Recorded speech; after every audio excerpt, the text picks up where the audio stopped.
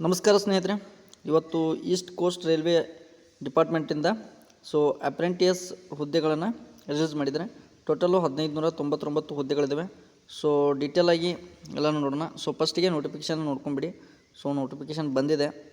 ಇದ್ರ ಬಗ್ಗೆ ನಾವು ಇವಾಗ ವಿವರಣಾತ್ಮಕವಾಗಿ ನೋಡ್ತಾ ಹೋಗೋಣ. ನೋಡಿ, ನೇಮಕಾತಿ ಸಂಸ್ಥೆ ಈಸ್ಟ್ ಕೋಸ್ಟ್ ರೈಲ್ವೆ ಅಂತಂದರೆ RRC. ಓಕೆ, ನೆಕ್ಸ್ಟ್ ಹುದ್ದೆ ಹೆಸರು ಆ್ಯಕ್ಟ್ ಅಪ್ರೆಂಟಿಸ್ ಹುದ್ದೆ ಅಂತಂದರೆ ವಿವಿಧ ಟ್ರೇಡ್ಗಳಲ್ಲಿ ಕಾಲ್ಫಾರ್ಮ್ ಮಾಡಿದ್ದಾರೆ. ಅರ್ಜಿ ಪ್ರಾರಂಭ ದಿನಾಂಕ ನೋಡೋದಾದರೆ 26 ಆಗಸ್ಟ್ 2026 ಸ್ಟಾರ್ಟ್ ಆಗಿದೆ. ಸಂಜೆ 5 ಗಂಟೆಯಿಂದ ಸ್ಟಾರ್ಟ್ ಆಗುತ್ತೆ ಇವತ್ತು. ಓಕೆ, ನೆಕ್ಸ್ಟು ಅರ್ಜಿ ಸಲ್ಲಿಸಲು ಕೊನೆಯ ದಿನಾಂಕ ನೋಡೋದಾದರೆ 15 ಸೆಪ್ಟೆಂಬರ್ 2026 ಎಂಡ್ ಆಗುತ್ತೆ. ನೆಕ್ಸ್ಟು ಅರ್ಜಿ ಶುಲ್ಕ ನೋಡೋದಾದರೆ ಸಾಮಾನ್ಯ ಮತ್ತು OBC ದವರಿಗೆ 100 ರೂಪಾಯಿ ಇದೆ. SC ST PWBD ಮತ್ತು ನೆಕ್ಸ್ಟು ಮಹಿಳಾ ಅಭ್ಯರ್ಥಿಗಳಿಗೆ ಉಚಿತ ಐತಿ. ನೆಕ್ಸ್ಟ್ ಅರ್ಜಿ ಸಲ್ಲಿಸುವ ವಿಧಾನ ಆನ್ಲೈನ್ ಮೂಲಕ ನೀವು ಅರ್ಜಿಯನ್ನು ಸಲ್ಲಿಸಿಕೊಳ್ಬೇಕು. ನೆಕ್ಸ್ಟು ಅರ್ಹತೆ ಮತ್ತು ವಯೋಮಿತಿ ನೋಡೋದಾದರೆ SSLC 10ನೇ ತರಗತಿಯಲ್ಲಿ ಕನಿಷ್ಠ 50% ಅಂಕಗಳನ್ನು ಪಡೆದಿರಬೇಕು. ಸಂಬಂಧಿತ ಟ್ರೇಡ್ನಲ್ಲಿ NCVT ಅಥವಾ SCVT ಮಾನ್ಯತೆ ಪಡೆದ ITI ಸರ್ಟಿಫಿಕೇಟ ಕಡ್ಡಾಯವಾಗಿ ಬೇಕ್ರಿ. ನೆಕ್ಸ್ಟ್ ಅಂದರೆ 10+11 ITI ಕಡ್ಡಾಯವಾಗೈತಿ. ನೆಕ್ಸ್ಟ್ ವಯೋಮಿತಿ ನೋಡೋದಾದ್ರೆ 15/9/2026 ಅನ್ವಯಿಸುವಂತೆ ನಿಮ್ಮದು ಎಷ್ಟಾಗಿರಬೇಕು? ಕನಿಷ್ಠ 15 ವರ್ಷ ಹಾಗೂ ಗರಿಷ್ಠ 24 ವರ್ಷಗಳು ಆಗಿರಬೇಕು. ವಯೋಮಿತಿ ಮತ್ತು ಸಡಿಲಿಕೆ ನೋಡಿದ್ರೆ SC STಗಳಿಗೆ 5 ವರ್ಷ ಮತ್ತು OBCಗಳಿಗೆ 3 ವರ್ಷ, PWBDಗಳಿಗೆ 10 ವರ್ಷ ಸಡಿಲಿಕೆ ಇರ್ತೈತಿ. ನೆಕ್ಸ್ಟ್ ಆಯ್ಕೆ ಪ್ರಕ್ರಿಯೆ ಮತ್ತು ತರಬೇತಿ ನೋಡೋದಾದ್ರೆ ಯಾವುದೇ ಪರೀಕ್ಷೆ ಇರೋದಿಲ್ಲ, ಯಾವುದೇ ಬರವಣಿಗೆ ಪರೀಕ್ಷೆ ಅಥವಾ ವಿವಾಹ ಪರೀಕ್ಷೆ ಇರೋದಿಲ್ಲ. ಓಕೆ, ಮೆರಿಟ್ ಆಧಾರಿತ ಆಯ್ಕೆ ಆಗಿರ್ತೈತಿ. ಅಭ್ಯರ್ಥಿಗಳು 10ನೇ ತರಗತಿಯಲ್ಲಿ ಪಡೆದ ಅಂಕಗಳ ಮಾರ್ಕ್ಸ್ ಆಧಾರದ ಮೇಲೆ ಮೆರಿಟ್ ಪಟ್ಟಿಯನ್ನು ತಯಾರಿಸಿ ಆಯ್ಕೆ ಮಾಡಲಾಗ್ತೈತಿ. ನೆಕ್ಸ್ಟ್ ತರಬೇತಿ ಮತ್ತು ಸ್ಟೈಪೆಂಡ್ ನೋಡೋದಾದ್ರೆ ಆಯ್ಕೆಯಾದ ಅಭ್ಯರ್ಥಿಗಳಿಗೆ ರೈಲ್ವೆ ನಿಯಮಗಳ ಪ್ರಕಾರ ಮಾಸಿಕ ಸ್ಟಿಪೆಂಡನ್ನು ನೀಡಲಾಗ್ತೈತಿ. ನೋಡ್ರಿ, ಇನ್ನೊಂದು ಗಮನಿಸ್ರಿ, ಇಲ್ಲಿ ಅಪ್ರೆಂಟಿಯಸ್ ತರಬೇತಿ ಅವಕಾಶ ಮಾತ್ರ.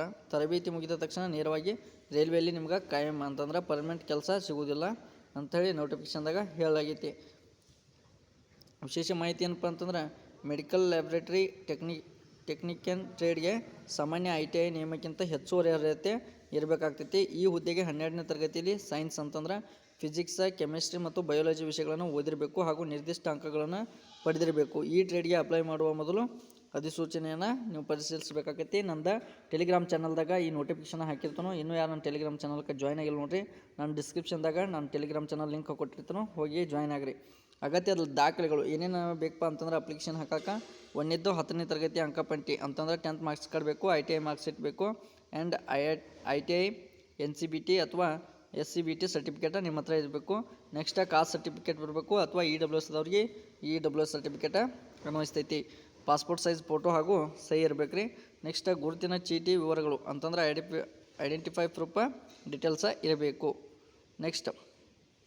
ನೆಕ್ಸ್ಟ್ ನೋಡ್ರಿ, ಒಟ್ಟು ಖಾಲಿ ಹುದ್ದೆಗಳ ವಿವರ ನೋಡೋದಾದ್ರೆ ಟೋಟಲ್ ಆಗಿ 1599 ಹುದ್ದೆಗಳದಾವ. ಓಕೆ, 1599 ಹುದ್ದೆಗಳನ್ನು ಇಲ್ಲಿ ಕಾಲ್ಫಾರ್ಮ್ ಮಾಡಿದಾರೆ. ನೋಡ್ರಿ, ಇದರಿಂದ ನಿಮಗೆ ಏನು ಉಪಯೋಗಪ್ಪ ಅಂತಂದ್ರೆ ಏನಾದರೂ ಮುಂದೆ ಜಾಬ್ಗಳು ಬಂದಪ್ಪ ಅಂತಂದ್ರೆ ರೈಲ್ವೆ ಒಳಗೆ ಏನಾದರೂ ಜಾಬ್ ಬಂದು ಅಂತಂದ್ರೆ ನಿಮ್ಗೆ ಅಲ್ಲಿ ಒಂದು ಸ್ವಲ್ಪ ಕನ್ಸೆಷನ್ ಕೊಡ್ಬೋದು. ಅಂತಂದ್ರೆ ಎಕ್ಸ್ಪೀರಿಯನ್ಸ್ ಅಂತ ಒಂದು ಸರ್ಟಿಫಿಕೇಟ್ ಕೊಡ್ತಾರೆ ಇದ್ರೆ ನಿಮ್ಗೆ. ಇದೇನು ನಿಮ್ಮದು ಮುಗಿತೈತ್ಲೆ, ಈ ಟ್ರೇಡ್ ಮುಗಿದ ಮೇಲೆ ಅಪ್ರೆಂಟಿಸ್ ಹುದ್ದೆಗಳು ಇರ್ತಾವಂತ, ಇಂತಿಷ್ಟು ದಿನ ಅಂತ ಇರ್ತಾವೆ. ಅದೆಲ್ಲ ಮುಗಿದ ಮೇಲೆ ಏನು ಮಾಡ್ತಾರೆ, ನಿಮಗೊಂದು ಸರ್ಟಿಫಿಕೇಟ್ ಕೊಡ್ತಾರೆ.